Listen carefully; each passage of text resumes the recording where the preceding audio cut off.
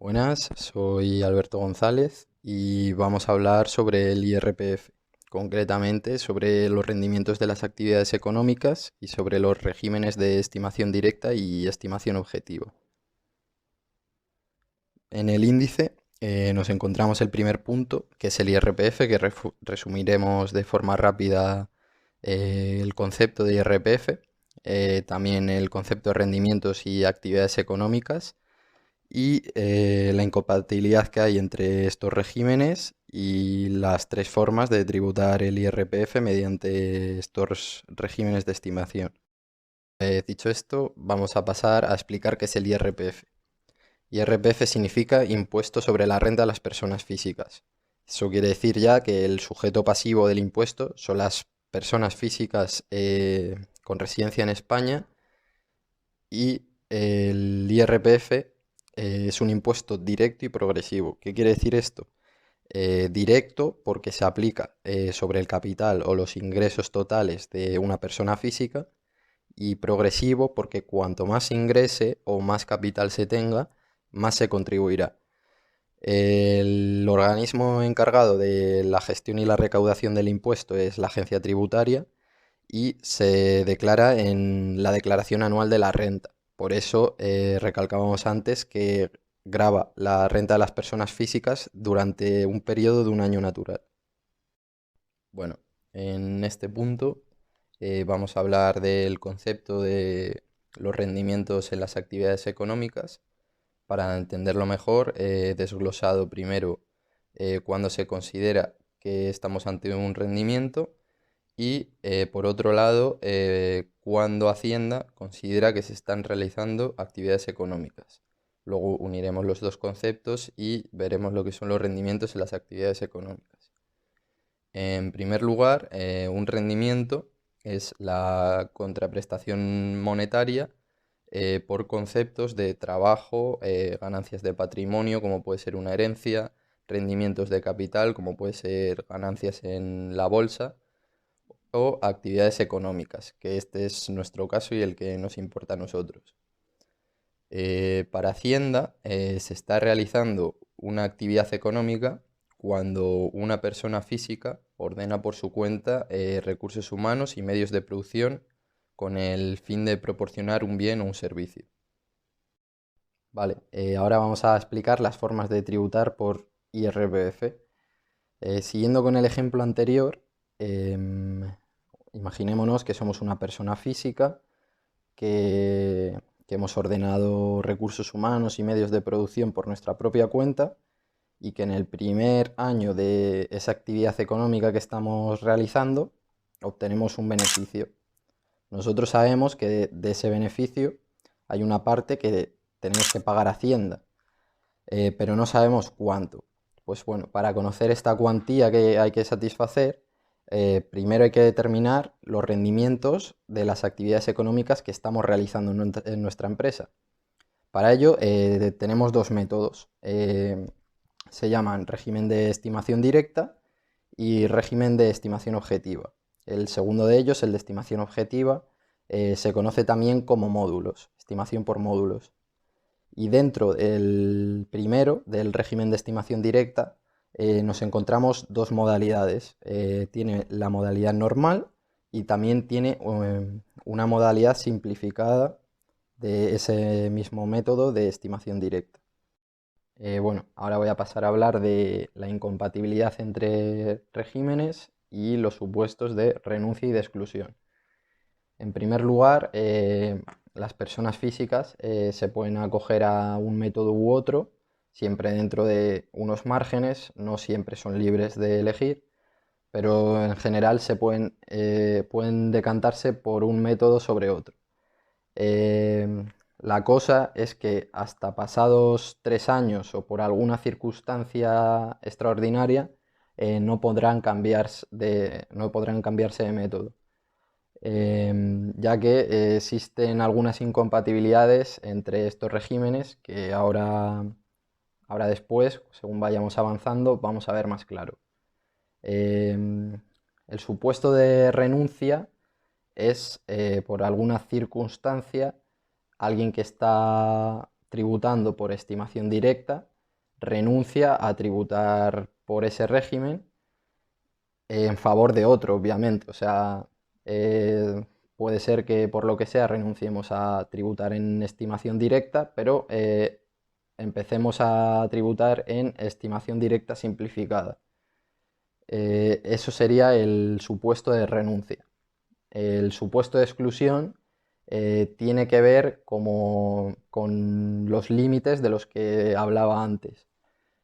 Por ejemplo, como tengo aquí en la diapositiva, si se tributa por módulos o estimación objetiva y se supera un volumen de rendimientos anual de 250.000 euros, se nos excluye del régimen porque es el tope máximo que tenemos para tributar por ese método.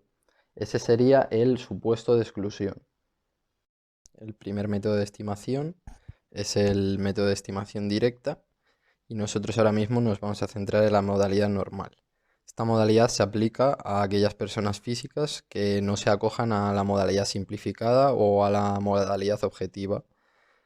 Se aplicará este método cuando el importe de la cifra de negocios de la empresa sea mayor a 600.000 euros anuales y la contabilidad de la empresa dependerá también del régimen de estimación que se escoja.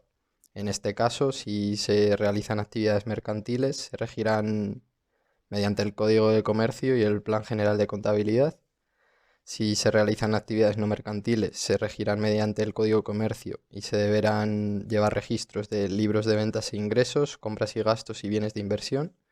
Y en caso de realizar algún servicio profesional, se debe llevar contabilidad de libros de ingresos y gastos, bienes de inversión y de provisiones y suplidos. En el caso de tributar por estimación directa normal, la fórmula a calcular será la siguiente: rendimiento neto igual a ingresos computables menos gastos deducibles. En este caso, los ingresos computables hacen referencia a los derivados de ventas o de la prestación de servicios, y los gastos deducibles hacen referencia a los gastos necesarios para la obtención de ingresos, como personal, suministros. Bueno, vamos a pasar a hablar del otro método de estimación directa, esta vez la modalidad simplificada. Esta modalidad se aplica a aquellas personas físicas que no estén incluidas en la modalidad normal del régimen de estimación directa o que tampoco estén incluidas en la estimación objetiva. Este punto hace referencia a lo que hablábamos de hace 3 viñetas, de que hay una incompatibilidad entre regímenes y que no se puede cambiar cuando a la empresa le conviene, sino que tiene que estar debidamente justificado. Bueno, dicho esto, este régimen de estimación se aplicará a las empresas en su primer año, salvo renuncia o salvo que tengan la obligación de tributar por otro método.